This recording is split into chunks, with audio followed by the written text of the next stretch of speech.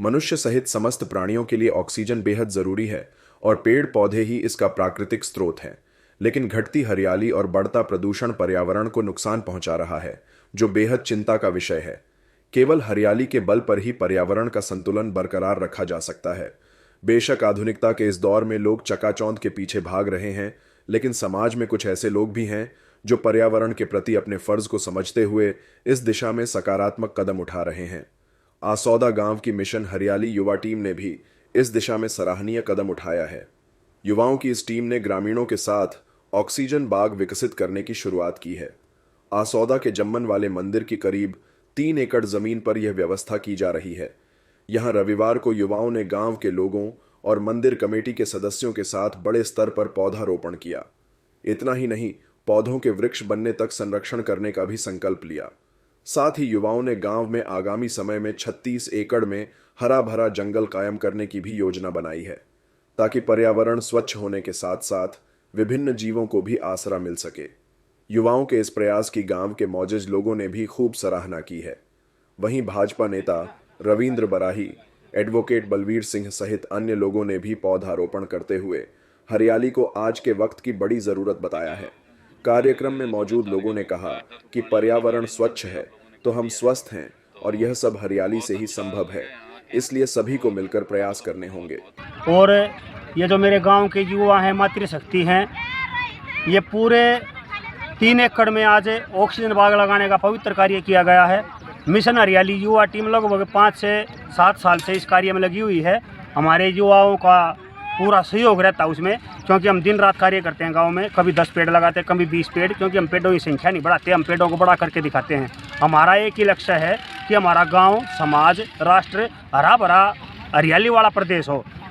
और जैसे जीव जंतु, जंगली जानवर, पशु पक्षी, इन सब के लिए पानी आदि की व्यवस्था, इन सब के लिए दाने की व्यवस्था, इन सब के लिए छांव की व्यवस्था, और मनुष्य जीवन को भी और पशु पक्षियों को भी सबको ऑक्सीजन मुख्य रूप से चाहिए है। तो वो ऑक्सीजन की व्यवस्था वो सभी तब हो पाएगी जब हम जंगल खड़े करेंगे। मैं अभी तक गाँव आस होता है, ये मेरी साथी गाँव आस होता है जिन्होंने ये ऑक्सीजन प्लांट का लगाते टाइम हमारा साथ दिया है। ये हमारे दादा जमन वाले मंदिर की 180 बीघे जमीन पड़ी थी, जो कभी गोचर भूमि के रूप में छोड़ी गई थी। अब ये बेरान होने के कारण यहाँ जंगल खड़ा था, की करी होगा, काबली की करी होगा, वो कटवा के यहाँ ऑक्सीजन प्लांट लगाया गया है। धीरे धीरे हमारा यही प्रयास है कि आने वाले 5-10 साल में ये 36 एकड़ ज़मीन इसको हम कवर कर ले। यहाँ पे बढ़िया बढ़िया हरे भरे पेड़, जैसे बड़ के पीपल के ऑक्सीजन प्लांट लगाने के लिए। और हमारा यही प्रयास है कि आगे और हमारा गांव, हमारे आस पड़ोस के गांव मिलकर इस प्रयास में हमारा साथ दे। और ये मैं खरल गांव से आई और मेरे साथी जो भी हैं ये इसी गांव की मातृशक्ति हैं, और मैं इनको तहे दिल से आभार प्रकट करती हूँ कि इन्होंने मुझे यहाँ पर आमंत्रित किया और इतना अच्छा कार्य करने में सहयोग देने के लिए मुझे बुलाया यहाँ पर। और मैं बहुत खुश हूँ यहाँ पर आकर। आज यहाँ पे दादा जमन वाले मंदिर में इन सभी ग्रामीण महिलाओं ने, मातृशक्ति ने, सभी ने मिलकर बहुत अच्छा काम किया। लगभग 3 एकड़ में ये ऑक्सीजन बाग बनाया, जिसको आगे आने वाले समय में बहुत ज्यादा फायदा होगा। जो भी जीव जंतु आज खत्म होते जा रहे हैं, उनके मकान नहीं रहे, क्योंकि पेड़ पौधे उनके मकान होते हैं, उनको भी बहुत बेनिफिट मिलेगा। मैं तहे दिल से इनको नमन करती हूँ सभी को। ये जो पर्यावरण का जो दिवस मनाया गया है आज, हमने ऑक्सीजन प्लांट का हमारे नवयुवक टीम ने आसौदा के लिए ये जो तैयारियां की हैं, काफ़ी दिन से इस तैयारी में लगे हुए थे। और ये सबको ये पता लग गया था कोरोना के दिनों में कि ऑक्सीजन हमारे को कितनी ज़रूरी है और कितनी महंगी ऑक्सीजन खरीदी है लोगों ने उस टाइम।